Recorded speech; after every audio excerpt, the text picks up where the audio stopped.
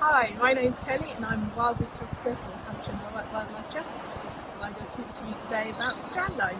As you can see, the tide's out nice and fast today, but when that tide comes in, it's going to leave us lots of things, debris and different species and creatures and things like that along the Strandline, and we can have a look and see what we can find today. So here, I found something. Crab shell. It's been brought in. That one there is telling us that it's an edible crab actually. A little tiny bit green in there.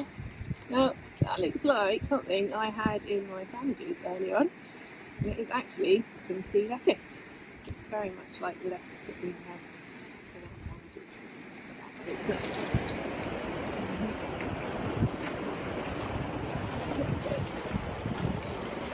Sponge. It's actually the casings, the egg casings for whelks, the shells. I haven't seen many shells yet, so if we find one, I'll be able to show you the shell that lays these eggs. Whelk. Oh, actually, while we're here, seeing this, common limpet. Find these stuck to the sides of rocks. We go further up down to the ledge, along there in a bit. I'm sure you'll see lots of these stuck to the rocks. They're really clever. Some creatures in here. You could find it really difficult to prise them off the rocks. That's because they've got a little claw that they scour into the rocks with, so that holds them fast. When the tide comes in over them, however, they can then move around, collect the resources and the feed and things that they want. The tide starts to go out, they've got to scurry back as quick as they can.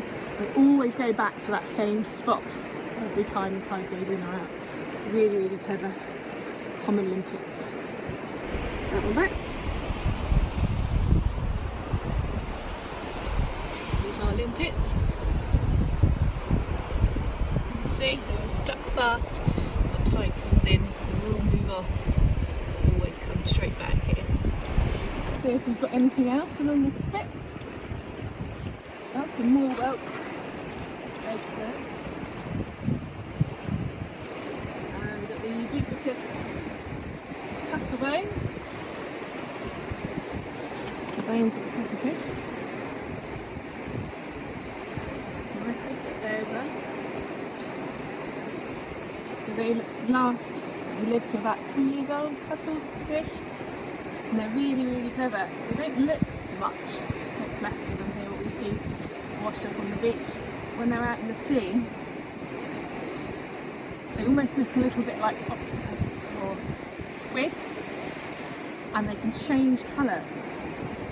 So if they need to blend in with their surroundings or scaring the predators away, they can almost kind of charge these fluorescent lights up and down their body. So they're really quite spectacular to see.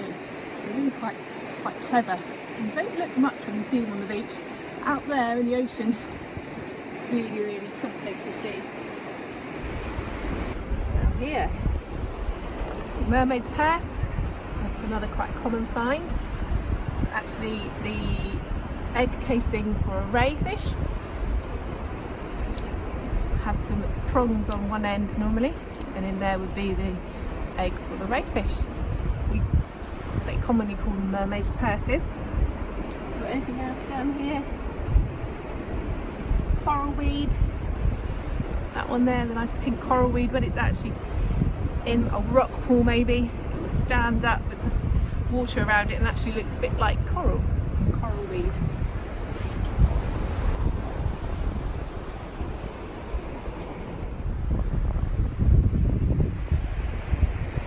Creativity, we just noticed this dinosaur head. Jaws, the eye. Arr.